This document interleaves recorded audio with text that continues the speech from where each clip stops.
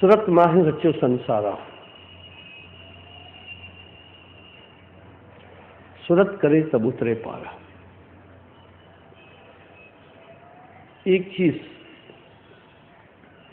पूरी दुनिया में सर्वसम्मत है, जितने भी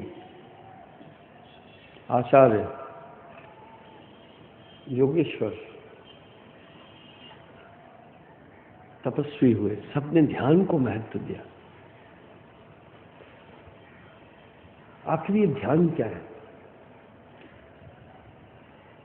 साहिब वाणी में कह रहे हैं, जो कुछ है वो सुरत है, कहे कबीर समझा। सुरती ध्यान को कहते हैं। ध्यान से ही तो सब कुछ है। अगर भौतिक संसार में हम देखें तो ध्यान के बगैर कोई काम नहीं हो रहा है।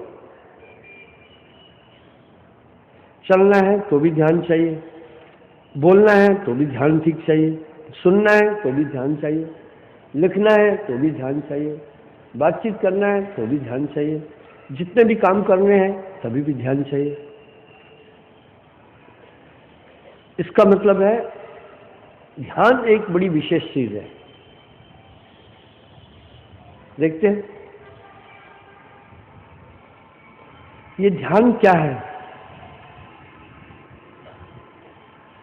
ये सुरत क्या है, क्यों सभी ध्यान एकाग्र करना चाहते हैं। साहब एक बेहद मार्केबल बात बोल रहे हैं।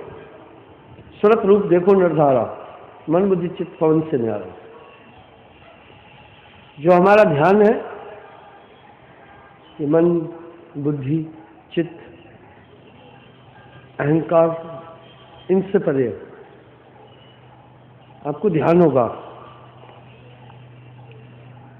मैंने अष्टावक्र और राजा जनक संवाद पर काफी बार बातचीत की।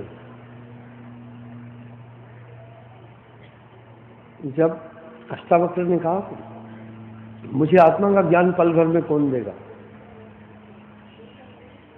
राजा जनक ने कहा, अष्टावक्र ने कहा मैं दूंगा।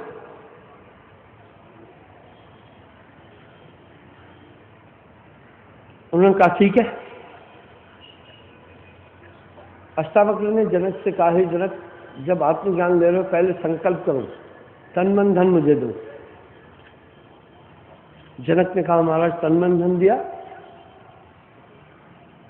बोला हे जनक, आज से तुम्हारा तन मन धन मेरा हुआ। बोला जी हाँ। बोला अब तुम ये नहीं सोचना कि तुम्हारा ये शरीर है, शरीर मेरा हो चुका है। बोला ठीक है। धन भी है जनक, जो महल माड़ियां, कहे जनक धन भी मेरा हो गया, तुम ये नहीं सोचना महल, माड़ियां, इमारतें, ये पूंजी मेरी है, ये तुम मुझे दे चुके हो। बोले ठीक है। तुम्हारी नहीं है? बोले ठीक। हे जनक, तुम मुझे अपना मन भी दे चुके हो। बोला हाँ। मन के 4 रूप है, मन, बुद्धि, चित्त, अहंकार। सुनो सावधान, कोई संकल्प नहीं करना। जब ये मन संकल्प करता है इसे मन कहते हैं। जब ये फैसला करता है इस मन की संज्ञा बुद्धि है। जब क्रिया करता है इस मन को अहंकार कहते हैं। जब याद करता है चित्त। बोला हे जनक, कोई इच्छा नहीं कर, इच्छा का निरोध कर। मन मेरा है, मैं आज्ञा देता हूं, मैं आज्ञा देता हूं, कोई इच्छा नहीं कर। बोला ठीक है। बोला हे जनक, बुद्धि से भी कोई कार्य नहीं कर। बुद्धि से सोचना होता, विचार करना होता, कोई विचार मत कर, बुद्धि मेरी हो चुकी है, कुछ नहीं सोचता। हे जनक, कुछ याद भी मत करना। याद करना चित्त की वृत्ति है, इसलिए मैं आज्ञा देता हूं, चित्त मेरा हो चुका है, इससे तुम कोई काम नहीं लोगे। बोला हे जनक, अहंकार की क्रिया होती है, कोई क्रिया नहीं करना। देखा, अष्टावक्र ने कहा इच्छा का भी निरोध करो, सोच को भी स्टॉप कर लो, और स्मृति याद भी कुछ नहीं करना, क्रिया एक्टिविटी कोई नहीं करना। ये आज्ञा दे रहा हूं। आप विचार करें, सोचना, इच्छा करना, याद करना और क्रिया करना, चार कितने महत्वपूर्ण काम है।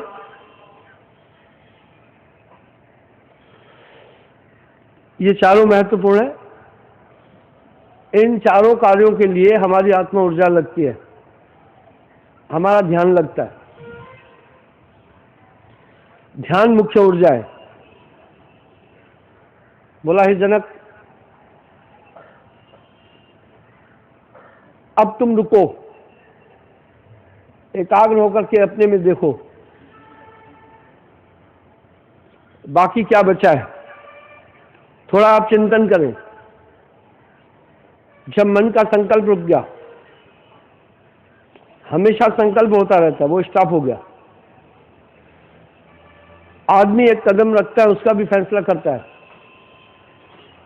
कोई फैसला नहीं करना। दिन भर हमारे दिमाग में संकल्प विकल्प, उनका चिंतन और फैसला होता है। बोला हे जनक, याद भी नहीं करना। आप सोचें, पल पल हमें कई चीजें याद आती है। या तो हम आगे का संकल्प करते हैं, या तो फिर हम पिछली बातें सोचने लग याद करते हैं, या तो हम प्रत्यक्ष में कुछ चीजों पर चिंतन करते हैं। अगर ये सब है तो फिर हम क्रिया करते हैं। इन चारों चीजों के लिए हमारा ध्यान पूरा चाहिए। इसका मतलब है हमारा ध्यान चार चीज में मनमय हो गया, यानी एट ए टाइम। या तो हम कुछ सोचते हैं, या तो हम कुछ याद करते हैं, या तो हम कुछ क्रिया करते हैं, या तो हम कुछ फैसला करते हैं। इन चारों से अलग नहीं हो पाता है आदमी। चारों में से एक न एक चीज होती रहती है। यहां साहब ने एक बड़ा सटीक शब्द कहा, तन थिर, मन थिर, वचन थिर, सुरत निरत थिर होए, कहे कबीर ता पल्क को कल्प न पावे कोई। जब इन चारों के बाद, ये चारों स्टॉप हो जाने के बाद शुद्ध चेतना बाकी रह जाती है केवल, जिसमें कोई संकल्प नहीं है, कोई निश्चय नहीं है, कोई स्मृति नहीं है, कोई क्रिया नहीं है। ये चार चीजें स्टॉप होने के बाद मन का निग्रह हुआ। उसके बाद जो बचा, देख क्या है। बोला एक चेतना है। बोला तुम वो ही हो, आत्मा एक ईश्वर अंश जीव अविनाशी चेतन अमल सहर्ष, वो शुद्ध चेतना जिसमें सुपर्णा नहीं है, स्मृति नहीं है, क्रिया नहीं है, चित्त नहीं है, वो आपका आत्मरूप है। ऐसा नहीं था कि जनक को अष्टावक्र तुम्हारी आत्मा, अगर इस तरह दिखाई गई होती तो एक तो आत्मा हुई, एक जनक हुआ जो देख रहा है आत्मा को, और एक अष्टावक्र हुआ जो बता रहा है आत्मा के लिए। नहीं, ये आत्मा इंद्रियों का विषय नहीं, ये अनुभूति का विषय है। अनुभूति उन चीजों की होती है जो अंतःकरण से संबंध रखती है। बाहर परोक्ष ज्ञान से जो चीजें प्राप्त करती है वो तो इंद्रियों द्वारा अनुभव हुई, अनुभूति कहीं भिन्न है। बोला जनक, राजा जनक इस तथ्य को समझ गया, बहुत बारीकी से समझ गया। जो बाकी दिव्य चेतना बची वो आत्मा है। यही तो वजह है सभी लोग एकाग्र होना चाह रहे हैं, सभी ध्यान इकट्ठा करना चाह रहे हैं। यही बात तो वासुदेव कृष्ण ने भी कहा, अर्जुन जो बीत चुका,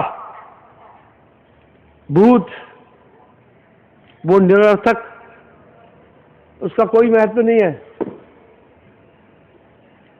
हे अर्जुन, जो भविष्य है अनिश्चित, भविष्य का कोई पता नहीं है, वो कार्य होगा कि नहीं होगा पक्का नहीं है। अर्जुन, तू वर्तमान में जी, तू केवल वर्तमान में जी।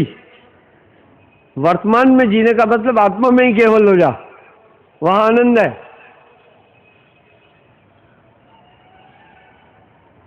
संकल्प विकल्प से ही दुख और सुख की अनुभूति होती है। दुख और सुख की अनुभूति मस्तिष्क करता है, और ये संकल्प विकल्प है। दुख और सुख क्या है? इच्छाओं की पूर्ति का नाम सुख है, इच्छाओं का पूर्ण नहीं होना ही दुख है। बहुत बड़ा विज्ञान कहा। आपको ध्यान होगा, मैंने पिछली बार भी बोला, लोग वर्तमान की परिभाषा नहीं जानते। लोग वर्तमान यूं कहते हैं कि आपको देख रहे हैं ये वर्तमान है। ये वर्तमान नहीं है, ये तो भविष्य और भूत है। लोग कह रहे हैं आपको सुन रहे हैं ये वर्तमान है। जो सुन रहे हैं ये भी वर्तमान नहीं है, ये तो भूत और भविष्य है। मेरे शब्द आप तक आ रहे हैं, इसमें माइक्रो सेकंड भी चाहे टाइम लग रहा है। जो भूतकाल है वो पास्ट है। कितना पास्ट है इसका कोई मूल्यांकन नहीं किया गया। चाहे वो माइक्रो सेकंड पहले हुआ वो पास्ट है, चाहे 1000 साल पहले हुआ वो भी पास्ट है, वो भी भूतकाल है। जो आप मुझे देखे, पहले एक दृश्य आंखों ने देखा, वो उल्टा था और दिमाग के पास गया, ब्रेन ने कोऑर्डिनेट करके चित्त ने बताया कि ये मधु है। हम जो कुछ भी चीज देखते हैं इसमें बुद्धि का इस्तेमाल होता है और इसमें टाइम लगता है। ये क्या है? ये आपके सामने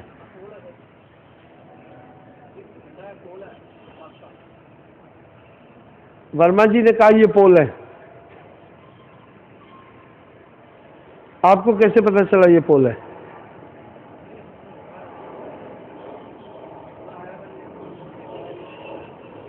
आप देखो, मैंने एक सवाल पूछा, ये क्या है? इन्होंने कहा ये पोल है। इसमें टाइम नहीं लगा? संजय, टाइम नहीं लगा? टाइम लगा नहीं? मेरा शब्द इनके कानों तक गया, वहां से ब्रेन ने बताया, पूछा, ब्रेन ने मेमोरी से पूछा क्या है ये, उसने बोला पोल है। इस सब क्रिया में टाइम नहीं लगा। तो ये प्रश्नोत्तर भी तो भूत और भविष्य नहीं हुए। ये वर्तमान कैसा है? वर्तमान में तो सुपर्ण नहीं है, संकल्प विकल्प नहीं है, क्रिया नहीं है। अगर मैंने ये ऐसा किया, ये भी तो भविष्य है, ये भी तो भूतकाल है। पहले थॉट आया, यहाँ कुछ है, साफ करो। इस हाथ को यहाँ आने में टाइम लगा, ये इस तरह किया, उसके बाद चिंतन हुआ, तो पास्ट नहीं हुआ।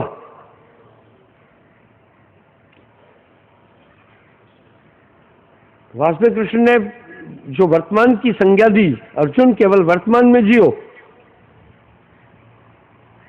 लोगों ने इसका ये अर्थ लगाया, जो प्रेजेंट में ये चल रहा है, खाना पीना लोग देख रहे हैं, इसमें रहो, आगे की नहीं सोचो, पीछे की नहीं सोचो, जो प्रेजेंट है वो देखो। लोगों ने ऐसा मूल्यांकन किया, सभी ऐसा ही मान रहे हैं। पर सच ये था कि वर्तमान में चिंतन भी नहीं है, इच्छा भी नहीं है, संकल्प भी नहीं है, क्रिया भी नहीं है। वर्तमान उसका नाम है। इसी शब्द को साहिब कह रहे, तन थिर मन थिर वचन थिर सुरत निरत थिर होए, कहे कबीर ता पल्क को कल्प न पावे कोई। साहब साहब बोल रहे हैं, जो सुरती है,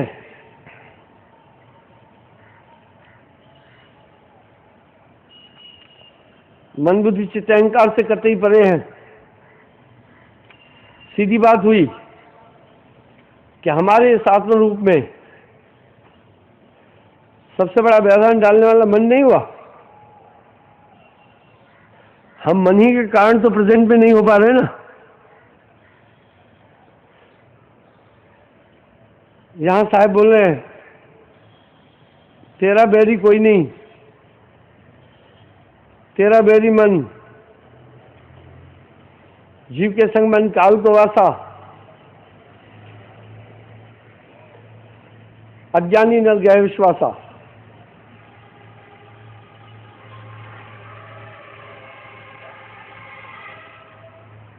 साहब कह रहे सूरत रूप देखो निर्धारा,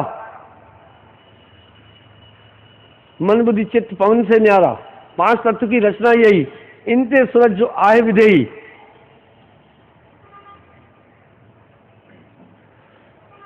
हम इस भौतिक संसार में जो कुछ भी देख रहे हैं वो सब 5 तत्व का है, लेकिन जो हमारी सुरती है पंच भौतिक तत्वों से रहित है, वो नित्य है।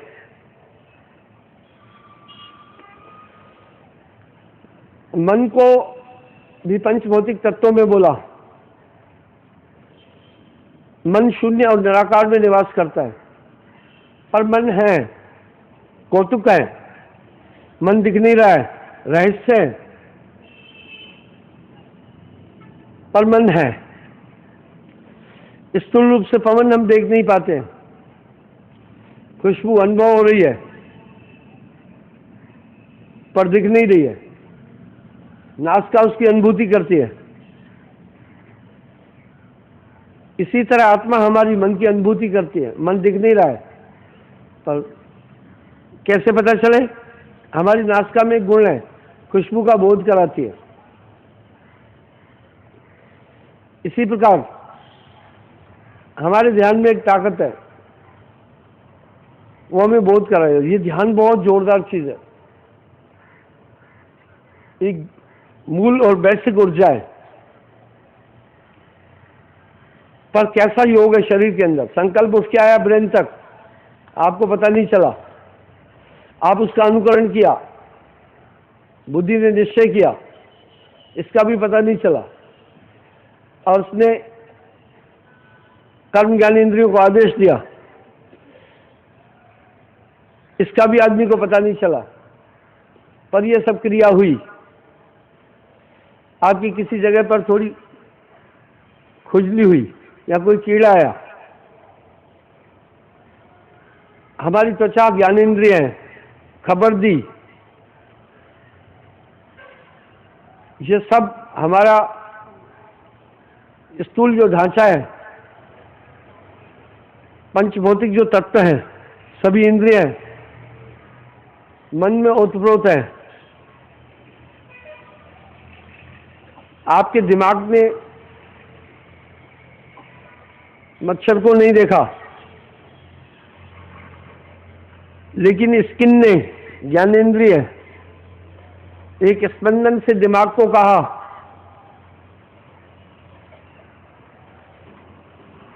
बुद्धि को कहा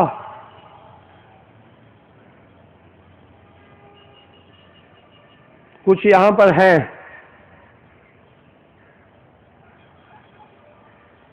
देखा, मन को इन्होंने सूचना दी, मन इन्हीं के द्वारा फिर काम कराया। मन ने तपाक से आदेश दिया हाथ को कि यहां उस चीज को हटाओ। यहां पर साहब एक बड़ी गहरी बात बोल रहे हैं। संतो तन खोजे मन पाया,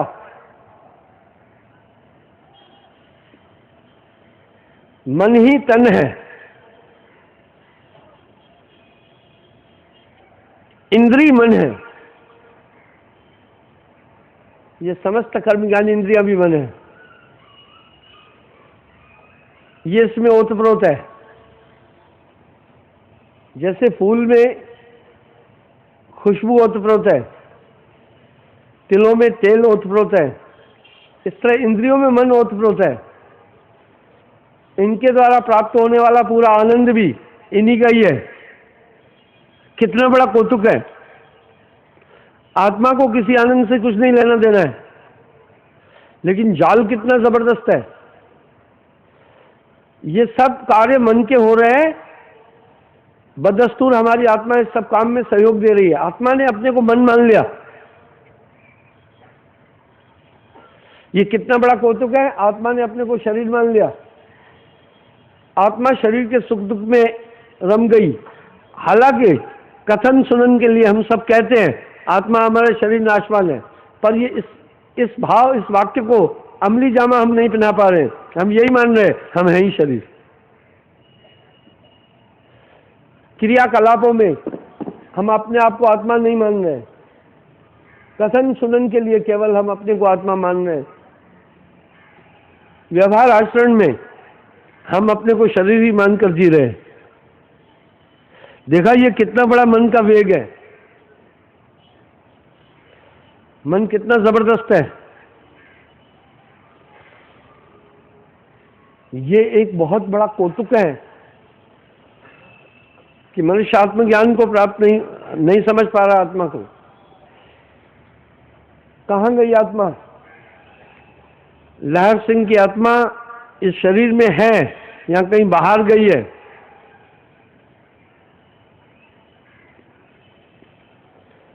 नहीं, लहर सिंह की आत्मा इसी में है। न किसी के विसर्जन से आत्मा कहने से चली जाती है, न आहूत करने से आती है। वो है ही।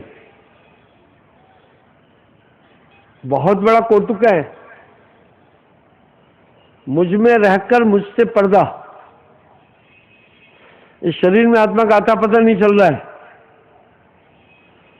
और आदमी कहने के लिए कह रहा है आत्मज्ञान चाहिए।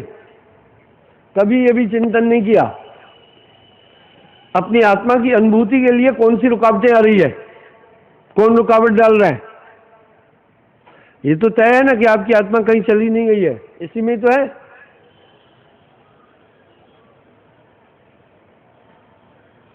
लेकिन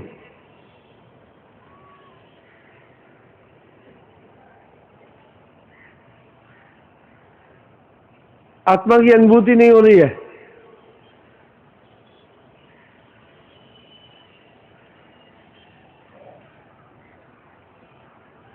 आत्मा जानी नहीं जा रही है, तो जरूर कुछ ऐसी शक्तियां है ना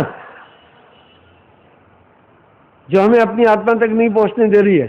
जरूर कोई ताकत हमें बाध्य कर रही है ना कि हम स्थूल जीवन जिए। जब तक हम ये स्थूल जीवन जी रहे हमें शांति नहीं मिल सकती है।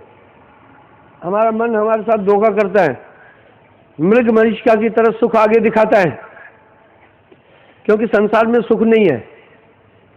सुनिए, केचुए का आहार मिट्टी है, पर आप मिट्टी नहीं खा सकते उसको। और सूअर की नासिका में एक गुण है, दुर्गंध उसे प्रिय लगती है। उसका नाक ऐसा है, अगर उसे आपको दुर्गंध प्रिय नहीं लगती है, घृणादायक लगती है, आप कभी दुर्गंध के पास रुकना नहीं चाहते। पर सूअर का सिस्टम कैसा है, उसे दुर्गंध खुशबू की तरह लग रही है, बढ़ती है। इस संसार का कोई भी ऐसा पदार्थ नहीं है, कुछ भी नहीं है जो आत्मा को आनंद दे सके।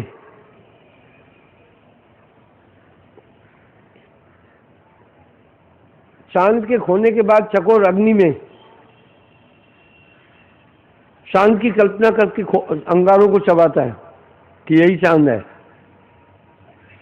इस तरह मृग मरीचिका की तरह इंसान संसार के वस्तुओं में सुख देख रहा है। और ये कैसी आदत है, जीवन भर हम मिल नहीं रहा है तो भी सुख की तलाश में लगे हुए हैं। किसमें? भौतिक पदार्थों में। ये कौतुक है। साहब कह रहे पलट वजूद में अजब विश्राम है, होए मौजूद तो समझ आए। कह रहे तुम्हारे अंदर एक अजब आनंद है, पर मौजूद हो। मौजूद का मतलब हाजिर हो इसमें। यहां पर साहब एक शब्द और कह रहे हैं, तन रहते मन जात है। कभी कभी शरीर में आदमी होता है, तन यहाँ होता है, मन कहीं और हो जाता है। कभी फिर क्या होता है, मन रहते तन जाए। मन में होता है आदमी लेकिन तन कहीं और होता है। तन मन जब एक कह रहे तो हंस कबीर कहा है। इसका मतलब है कि आप इसी में हाजिर रहें, पर आदमी अपने में हाजिर रहता ही नहीं है। फिर आदमी कहाँ चला जाता है। कभी याद आता है मामा जी के यहाँ आया था, तो आप वहां पहुंच गए और सूरत से देख सकी वजह, जहां आपका ध्यान है आप वहीं हैं। आप हैं ही तो ध्यान, जहां आपका ध्यान है आप वहीं है। तो दिन भर आदमी यहां से आउट रहता है, घूमता रहता है पल पल।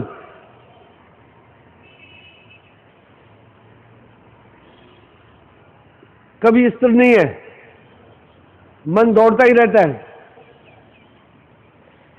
इसलिए स्थिरत्व ये एक बहुत बड़ा कौतुक है। इस सार संसार में मनुष्य सुख की तलाश कर रहा है। सच्चा सुख इसके पास है। जगत के जो भी पदार्थ हैं उनसे जो सुख मिलेगा वो सुख इंद्रियों का विषय है।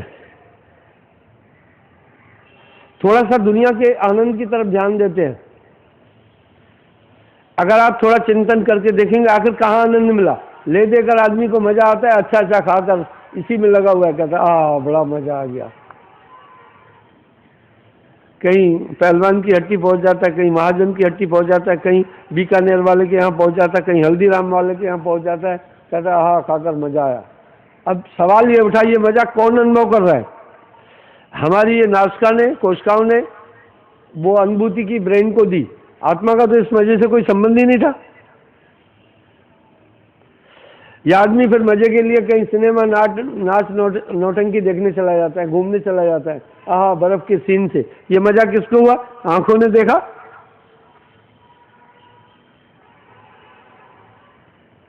मुझसे एक आदमी ने कहा, बड़ा मार्वलस सवाल किया, गुरुजी सभी परमात्मा आत्मज्ञान की बात करते हैं, आत्मज्ञान की बात करते हैं, सब आत्मज्ञानी बने घूम रहे हैं, आखिर हम कैसे जाने कोई भी आत्मज्ञानी है, उसकी पहचान क्या है। वाह। मैंने कहा एक चीज देखना, जो भी इंद्रियों का आनंद प्राप्त कर रहा हो उसके लिए चेष्टारत है, वो आत्मज्ञानी नहीं है। इसका मतलब है आत्मज्ञानी स्वादिष्ट चीजें नहीं खाएगा, आत्मज्ञानी खुशबू से नफरत करेगा, बदबू में रहेगा। नहीं, सुने, जो आत्मज्ञानी है वो अपने आत्म स्वरूप में स्थिर रहता है, पर शरीर के संचालन के लिए जितना आवश्यक है उतना कार्य करता है। देखता वो भी है,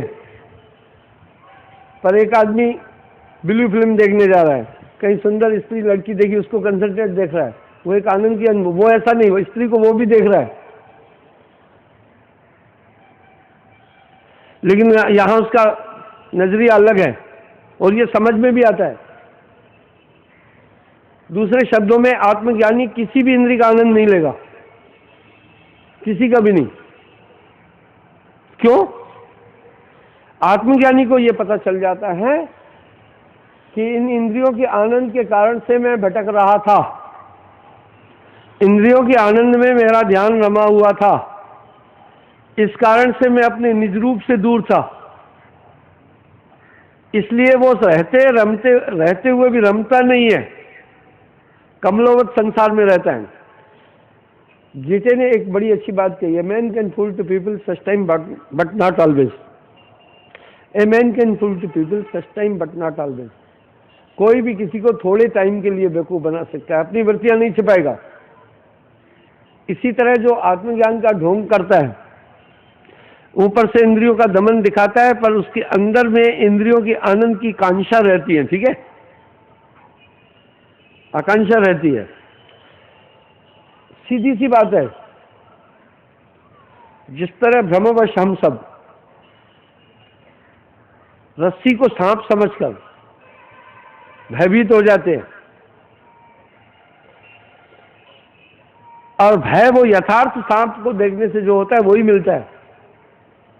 लेकिन जब अगले पल हमें ये पता चल जाता है ओ ये तो रस्सी है, उसके बाद हमारे चाहने पर भी भय नहीं होगा। जब आपको ये पता चला रस्सी क्या, रस्सी सर्पाकार है, ये तो रस्सी है, सांप नहीं है। पहले अज्ञानवश हम भ्रमित हो गए थे, भय भी लगा था, लेकिन जब अगले पल ये पता चल गया ओ ये तो रस्सी है, उसके बाद उस रस्सी को हम अपने मनन से सांप माने पर यथार्थ भय नहीं उत्पन्न हो सकेगा। चाहे हम अपनी चेष्टा भी करें कि ये सही सांप है, सही सांप है, लेकिन फिर नहीं होगा भय। इसी तरह आत्मज्ञानी चाहकर भी, फिर इंद्रियां तो अपना आनंद चाहती है, मन तो अपनी क्रिया चाहता है, जब तक शरीर है वो चाहेगा, लेकिन एक आत्मज्ञानी फिर चाहकर भी जगत के पदार्थ और आनंद की तरफ नहीं जाता है। एक आत्मज्ञानी की, क्योंकि वो ये मानने लगता है कि आत्मरूप से हटाने वाली यही चीजें हैं। एक बात ये उठी, साहब ने एक बात कही बड़ी अच्छी, और मैं बारीक, साहब ने एक शब्द कहा, चलो चलो सबको कहे पहुंचे विरला कोय, पहुंचे विरला कोय बीच में दुर्गम घाटी दोए।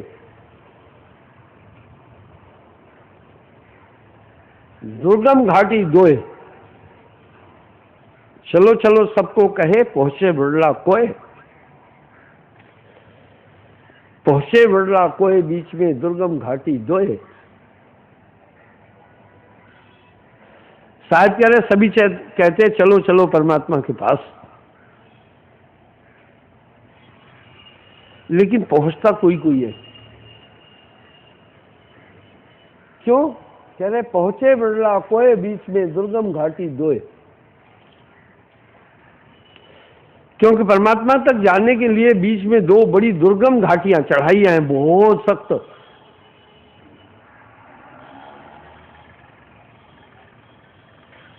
एवरेस्ट माउंट पर तो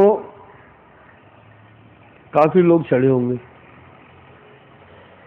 लेकिन नड से आगे मानसर के लिए जाते एक पहाड़ी का कटाव है, महीने में 2-3 बार उधर से जाता हूँ।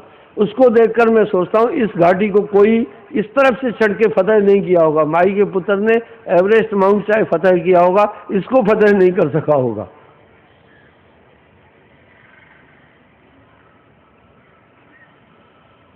दुर्गम है।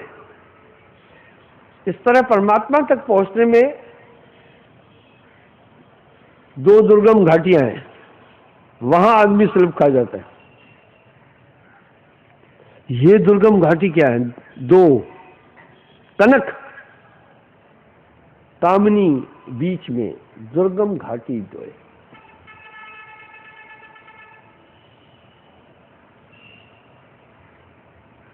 वाह, ये दो दुर्गम घाटियां हैं, कनक कामनी।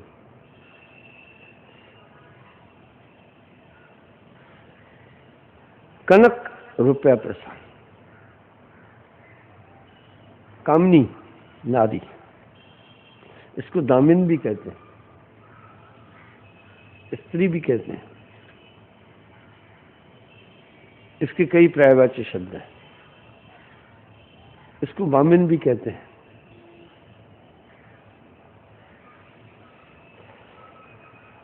सवाल उठता है ये दोनों क्यों रुकावट में हैं?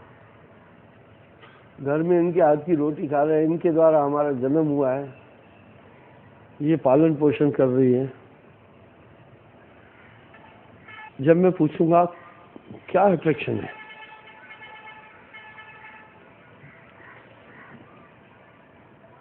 अगर आप थोड़ा चिंतन करेंगे तो नथिंग अट्रैक्शन, लेकिन अट्रैक्टेड है। भाई दो हाथ हैं जैसे आपके हैं वैसे हाथ, मलमूत्र के द्वार है जैसे आपके हैं वैसे, आंखें दो आपकी हैं जैसे वैसे। इस लड़की की आंख पर मैं नकाब पहना के सिर्फ आंखें दिखाऊं, आप नहीं कह सकेंगे कि औरत है आदमी है। मैं इसका नाक ओनली आपको दिखाऊं, आप नहीं जजमेंट करेंगे ये औरत है या आदमी है। मैं इसका कान अकेला आपको दिखा दूं नकाब में, तो आप नहीं अनुभव करेंगे कि स्त्री है या पुरुष है।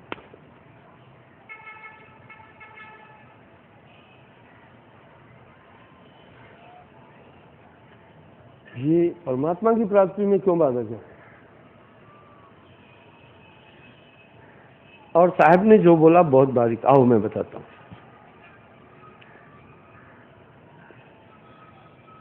आप जब खाने की चीज देखते हैं, मुंह में पानी क्यों आया? मुंह में पानी नहीं आता ना, क्या आ जाता है? नहीं। पत्ते देखकर भी आपके मुंह में पानी नहीं आया, क्योंकि आप कई बार खा चुके हैं। इस कारण उसके रस की अनुभूति इस इंद्रिय को है, इसलिए पानी छोड़ दिया।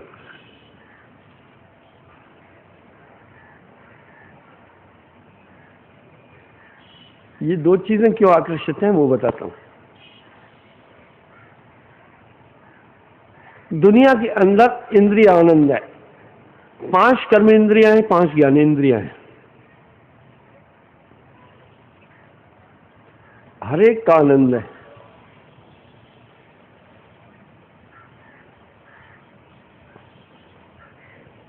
भाई अच्छा गीत सुनते हैं तो कान को आनंद आता है नहीं, लेकिन ये इतना बड़ा नहीं होता है कि हम विभोर हो जाए, अपना आपा खोले।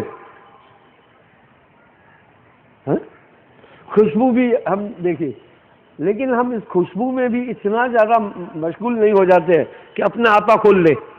ये भी आनंद है। कभी कभी कोई खाने की चीज स्वादिष्ट खाते, कहते आहा मजा आ गया, लेकिन वो मजा भी एक लिमिट का है। सही? अभी हम गर्मी में एसी में जाकर बैठ गए, वो भी एक आनंद एक लिमिट का है। भौतिक आनंद जितने, उसमें सबसे बड़ा है विषय आनंद। इस संसार के जितने भी भौतिक आनंद हैं उसमें से सबसे बड़ा आनंद है। ठीक है? इस भौतिक संसार के जितने भी आनंद हैं, उन सभी आनंदों में विकार इंद्रिय का जो आनंद है वो सबसे टॉप है। इसका साधन स्त्री है, इसलिए अट्रैक्टेड है। समझे?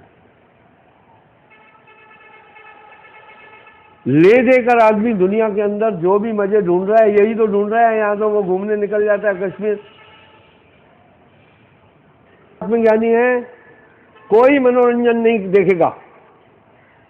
ठीक है?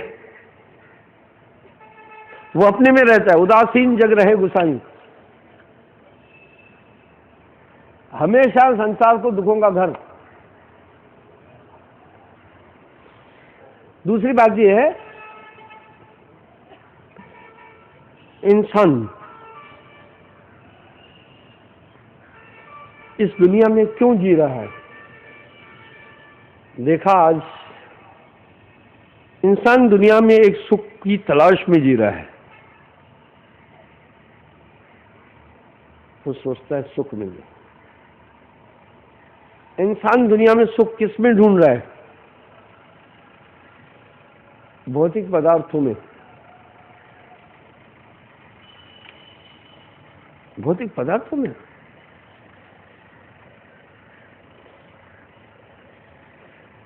कहत कबीर सुनो भाई साधो रुई लपेटी आग। रुकावट क्यों है बताता हूं।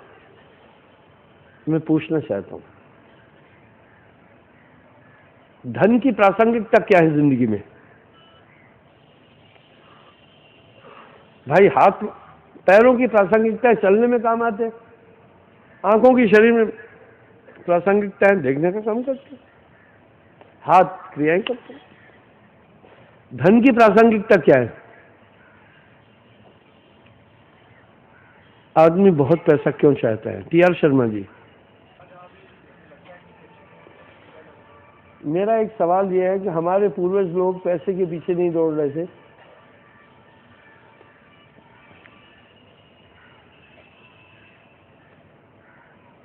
क्योंकि पैसे की प्रासंगिकता ये है, हमारे जितने भौतिक संसाधन है वो पैसे से हो जाते हैं। अच्छा मकान मिल जाता है, क्या चीज नहीं मिल जाती है? इसका मतलब है पैसा आकर्षित है। बेटा मरने से आदमी पागल नहीं होता है, पैसा चला जाने से दिमाग फेल हो जाता है।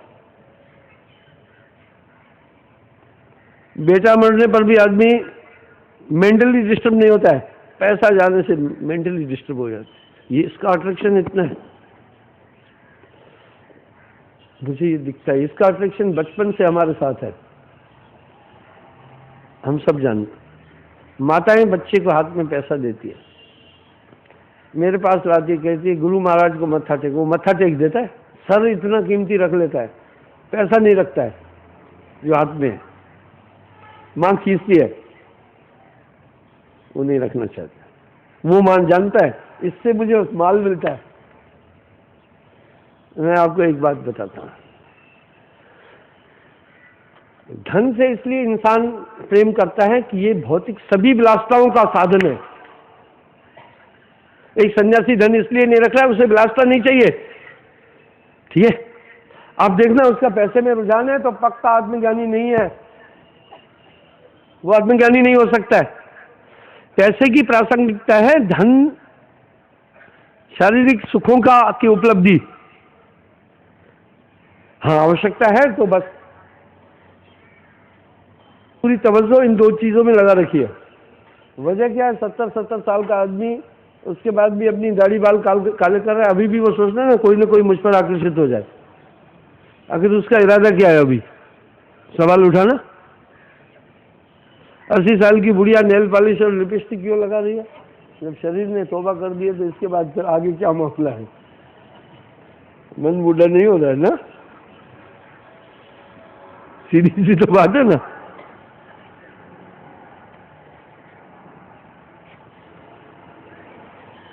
रहन गहन विवेक विचार मनुष्य का ये चीज दिखाता है।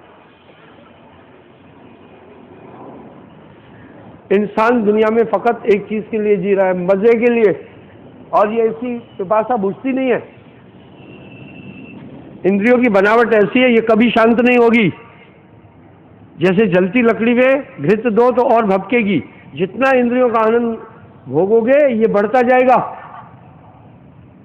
और एंड में ये कष्ट देगा। इसलिए साहब वाणी में एक बात कह रहे हैं, कहत कबीर सुनो भाई साधो रुई लपेटी आ गए। ये विषय आनंद पहले आनंददायक है, आगे आपको नर्क की तरफ ले जाएंगे। बहुत अच्छा है, मैं नहीं कहता हूं। आप किसी को 2 मिनट में देखकर उसकी जजमेंट देते हैं, टॉप आदमी है, मैं नहीं कहता हूं। मैं अच्छे और बुरे का मूल्यांकन ऐसे करता हूं, पहले देखता हूं इसकी इंद्रियां कितना कंट्रोल में है इसके, ठीक है। ये अपनी इंद्रियों पर नियंत्रण कितना रख रहा है।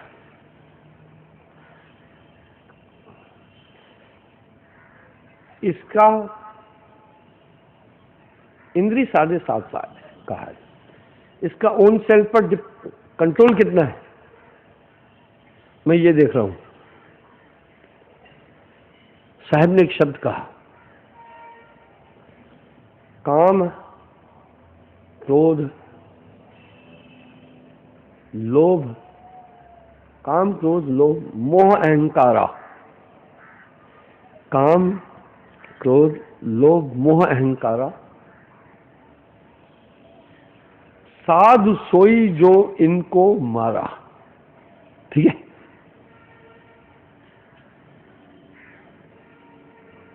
वृत्तियां इंसान की अलग अलग है, सिर्फ एक बात के लिए जी रहा है।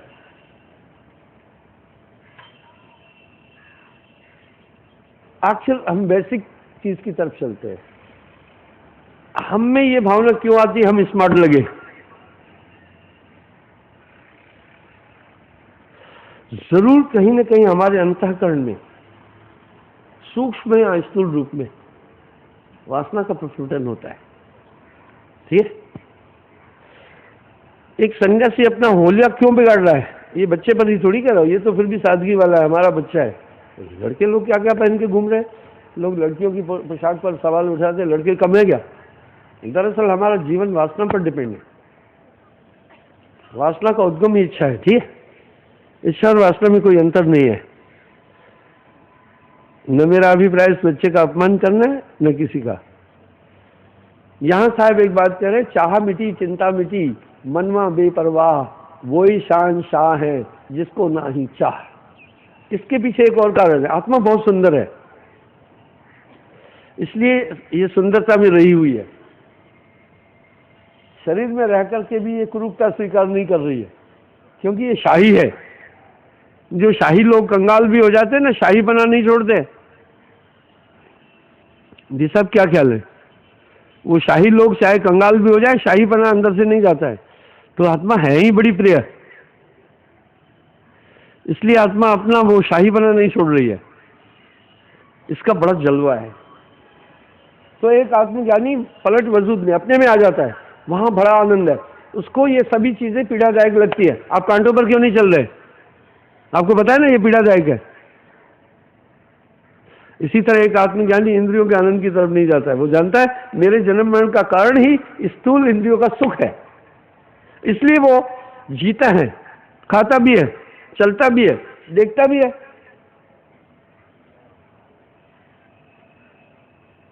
देखना बड़ा अजीब है। ये तरसेम लाल की कुड़ी को मैं देख रहा हूँ, ये देखना एक अलग है। एक आदमी किसी और दृष्टि से जो देख रहा है, ये झेप जाएगी, वो कुछ उसका चितवन छेड़ने से भी बेकार होता है। दोनों तो देखने हुए ना, इसलिए उसके जितनी भी चीजें होती है वो डिफरेंट होती है। मैं इन सब चीजों को पढ़ता हूं। यहां साहब एक बात कह रहे, माया है दो भांत की पर जाने कोई, एक मिलावे पीव से एक नर्क ले जाए। यही पैसा वेश्यावृत्ति, गंदे काम, खून, नशाखोरी, मांसखोरी, विकारों में लगाओ, नर्क में ले जाएगा नहीं। यही पैसा अगर परमार्थ में लगाया तो आगे सीढ़ी बन गया कि नहीं? देखो माया है दो बांध की, दो बांध की है नहीं। तो एक आत्मज्ञानी इन सब इंद्रियों का उपयोग जीवन यापन के लिए करता है, विकारों के लिए नहीं करता है। देखता वो भी है, खाता वो भी है, पर वो जगत के पदार्थों से किसी भी एंगल से मजा नहीं लेता है। वो जानता है मजे में सजा है, वो ये जानता है मजे में सजा है। यहां साहब ने बड़ी प्यारी बात कही, जब तलक विषयों से ये दिल दूर हो जाता नहीं, तब तलक साधक बिचारा चैन सुख पाता नहीं। कर नहीं सकता है जो एकाग्र अपनी वृत्तियां, उसको सपने में भी परमात्मा नजर आता नहीं। सही बात यह है कि हमारे पास देखने का साधन सिर्फ आंखें हैं। सही बात यह है कि हमारे पास चलने का साधन सिर्फ पैर है। सही बात यह है कि हमारे पास बोलने का साधन सिर्फ मुंह है। पूरी हकीकत यह है कि हमारे पास सूंघने का साधन केवल हमारी नासिका है। सच यह है कि परमात्मा को देखने का हमारे पास एक ही साधन है, हमारा ध्यान।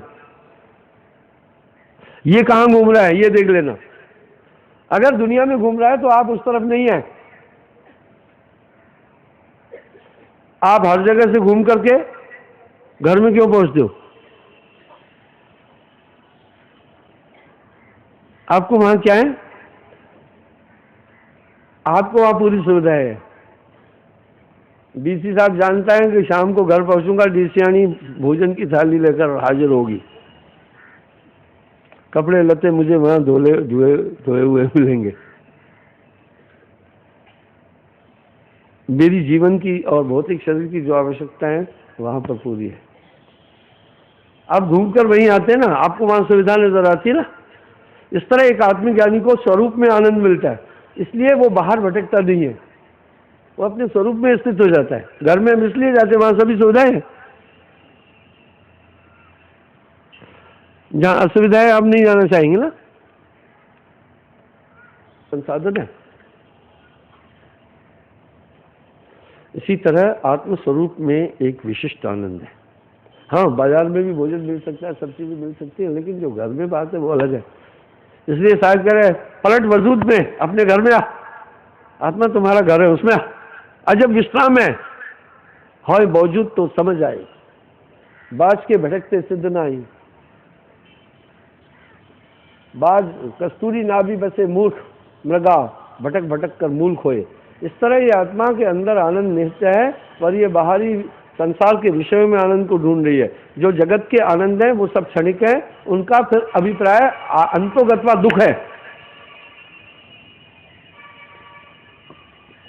लेकिन आत्मा आनंद का कोई न साइड इफेक्ट है न दुख है, वो आनंद वही है।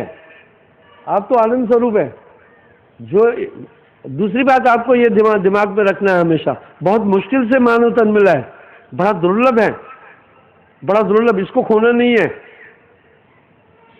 इसको कहीं से नहीं गंवाना है। जब आपका किसी चीज में धुन है ना, फिर आप तकलीफ नहीं देखेंगे। अगर है मिलने का शौक, मिलने का, तो हरदम लौ लगाता जा। अगर प्रभु मिलन की आपको इच्छा है ना, अगर आप थॉट तो रखो ना, फिर दिक्कतें फिक्कतें आपको कुछ नहीं कर सकेगी। बैठो, एक अपने अंदर उत्तम विचार रखो, आप है ही चिंतन, भावी गुरु की भक्ति कर भावे विषय कमाए। तो इस तरह एक आत्मज्ञानी वो हमेशा आत्मनिष्ठ है, इसलिए वो दुख सुख में विचलित नहीं होता है, तो अपने में है।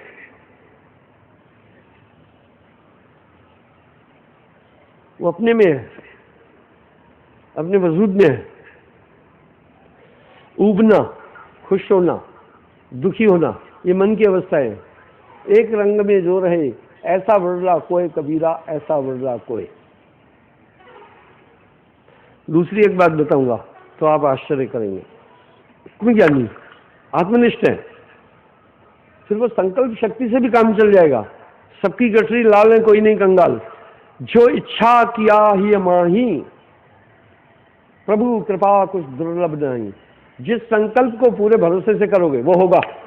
आप कोई मामूली थोड़ी है, आप तो उस अनंत ब्रह्मांड के मालिक के बच्चे हो, ठीक है। बंदर का बच्चा बंदर, शेर का बच्चा शेर, चाहे छोटा सा भी है उसका जलवा वही है, ठीक है। शेर का बच्चा छोटा सा भी कुतड़ू से डरेगा क्या? वो कभी भी नहीं डरता है, ठीक है। शेर का बच्चा है। इसी तरह आप कोई मामूली थोड़ी है, आप उस कुल मालिक के बच्चे हो यार। उसके अंश आप में बहुत ताकते हैं। साहब वाणी में भी कह रहे हैं, इस गढ़ भीतर 9 लाख तारे, इसी में सूरज चंदा, इस गढ़ भीतर बाग बगीचे, इसी में सींचन हारा, इस गढ़ भीतर हीरे मोती, यही में परखन हारा, इस गढ़ भीतर रिद्ध सिद्ध के भरे अखंड भंडारा, कोई जाने का कोई जानन हारा, कहे कबीर जाने का सोई, जा पर कृपा सद्गुरु की हुई। तो आइए, तो बहुत शक्तियां भरी पड़ी है। तो मोस्ट एक आत्मज्ञानी आत्मनिष्ठ हो जाता है, उससे फिर दुनिया में किसी चीज की आवश्यकता नहीं होती है, और फिर वो अट्रैक्शन खत्म हो जाता है। यही बात जब आत्मज्ञान पर वशिष्ठ जी ने राम जी को तत्व का ज्ञान दिया कि हे राम, आत्म साक्षात्कार के बाद मनुष्य संसार सागर से पार हो जाता है। राम जी योगा वशिष्ठ में बड़े अच्छे संवाद हैं। वशिष्ठ, गुरु वशिष्ठ और राम जी के संवाद है आपस में। उन्होंने बड़े अच्छे प्रश्न किए, उत्तर भी बड़े टाफ है उसमें। उन्होंने, राम जी ने एक सवाल पूछा वशिष्ठ मुनि से, हे गुरुवर, इस आत्मा का सार्वभौम क्या ऐसा, आत्मा की खूबी क्या है जिसे देखने से मनुष्य संसार सागर से पार हो जाता है? बोला, हे राम, जैसे ब्रह्म जगत भ्रांति खत्म हो जाती है आत्मा को देखने के बाद, आत्मज्ञान के बाद जगत भ्रांति समाप्त हो जाएगी। बोला, हे राम, जिस तरह ब्रह्मवश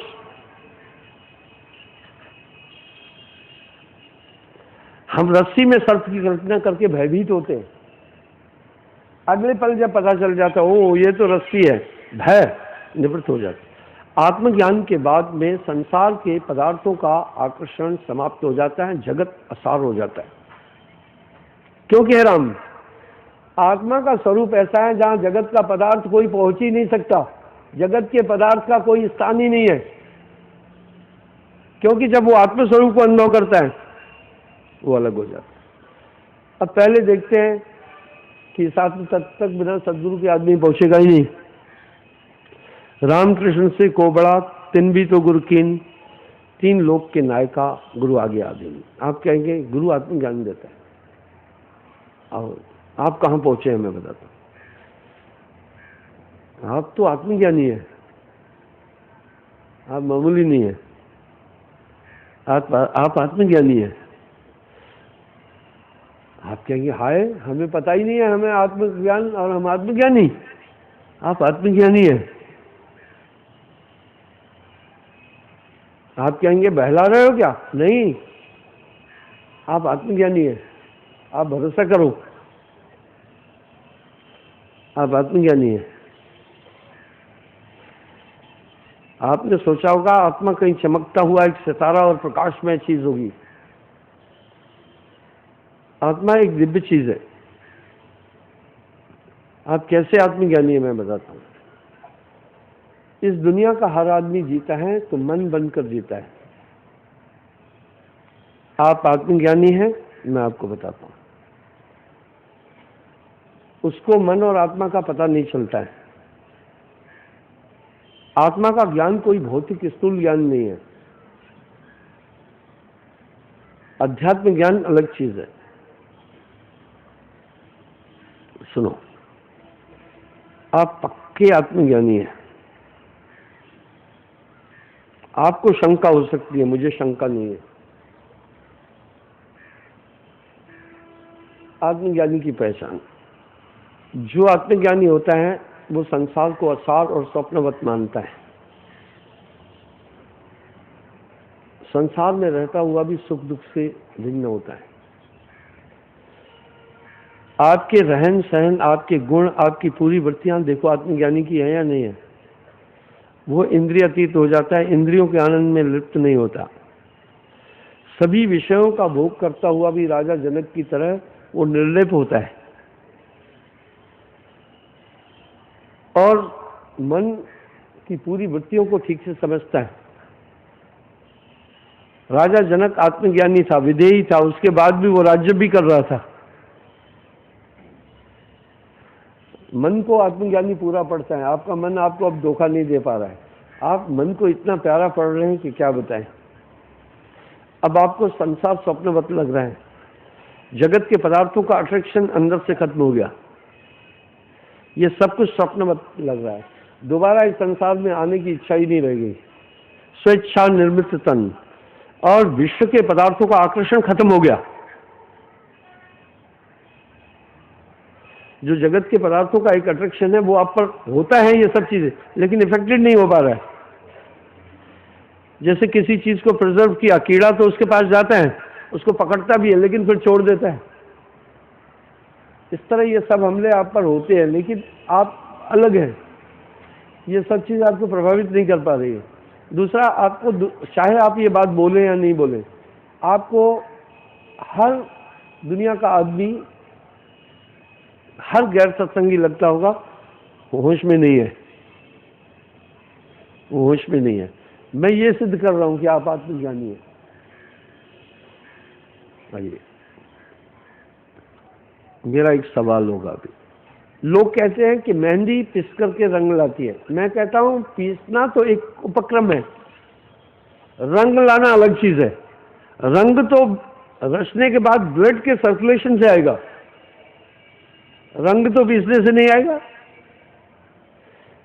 इसी तरह मेरी ये चीज कब काम करेगी? सुनिए, इसमें मुझे आपका सहयोग चाहिए था पूरा। अगर ऐसा है तो फिर मौज है। पहले दाता शिष्य भया जह तन मन नर कोशिश, पाछे दाता गुरु भया जह नाम दिया बख्शीश। यहां साहब एक शब्द कह रहे, नाम सत्य गुरु सत्य हो, आप सत्य जो होए। सिर्फ जगह चाहिए थी हमें। पता है पंथ मैंने कैसे, मुझे सिर्फ जगह चाहिए। मुंबई में गया, मुझे एक दो आदमी ने पहले जगह दी। वो दीपिका ने, आनंद की लड़की, खन्ना की मिसेस, गया उनके यहाँ रुका। पहले थोड़े से लोग आए, अब देखो आश्रम बन गया। मुझे थोड़ी जगह चाहिए। मैं जलंधर जाता था तो मनोहर की बीवी गुक्कू बहन जी मुझे वहां ले गई, थोड़ी जगह मिली, फिर मैंने अपना काम वहां शुरू कर दिया। मैं पटना में, मेरे को ले गया सियाराम, ये सब ऐसे ही ना, थोड़ी जगह मिल गई, मैं वहां जब गया। अभी काफी जगह और भी है, अब उधर भी जाना है। क्योंकि मुझे पता है ना कैसे आगे बढ़े हैं। अभी बांदा में जहाँ कान्हा का जंगल है, MP UP के बारे में, 250 आदमी एक महात्मा लखनऊ भी लाता है, भोपाल भी लाता है। मुझे काफ़ी दिन से कह रहा है गुरुजी वहाँ भी एक आश्रम बनाओ, आश्रम की जगह भी दिए। 40 अभी क्या समस्या क्या आ रही, मुझे अकेली भागदौड़ करनी पड़ती है। तो मुझे ये बताओ, जो आप में इतना ये जो एक खूंखार आदमी था, ये कमल सिंह, इतना निर्दयी कसाई टाइप इंसान था, कमल सिंह गलत तो नहीं है आत्मज्ञान के लिए? राजा जनक ने आत्मज्ञान दिया, सुखदेव ने कहा, हाँ ये तो मुझे पहले पता था। बोला हे सुखदेव तू कंफर्म नहीं था, मैंने कंफर्म कर दिया अभी। आप हो ही आत्मा, आप हो ही आत्मा, इसके अलावा आप क्या है? आत्मा तो तभी भी काम कर रही थी, लेकिन मन का ज्यादा जोर चल रहा था। बस अब ऐसा हो गया, आत्मा का जोर ज्यादा हो गया, मन का भी कम चल रहा है। पंडित जी कितने अटपटे देना, ऐसा नाम सत्संग में देना।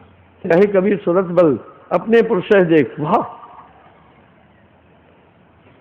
देखो नजर पड़ गई। शायद करें कहे कबीर सूरत बल, सूरत की ताकत से अपने पुरुष देख, परम पुरुष को देखना। मन बुद्धि चित्त समेट के चेतन रूप विशेष अक्षय वृक्षी सूरत में हंसा ले बसेर, कह कबीर ले निभे जात न लागे बैर। हम सूरत के व्यापारी है, सूरत का पूरा खेल है, जो कुछ है वो सूरत है। आज मैंने आपको सुरती पर बात की है, ये संभालना, ये मन के साथ नहीं घूमे। सूरत संभाले काज है तू ना भरम भुला है, ये सूरत चेतन हो जाती है। अंधी सूरत नाम बिन जानो, जब गुरु कृपा करता है इसी चीज को चेतन करता है। इसीलिए अब आपको अच्छा बुरा समझ में आया, आपको पाप पुण्य समझ में आ रहा है, कृत अकृत समझ में आ रहा है, सही गलत समझ में आ रहा है। ये बहुत बड़ी बात है।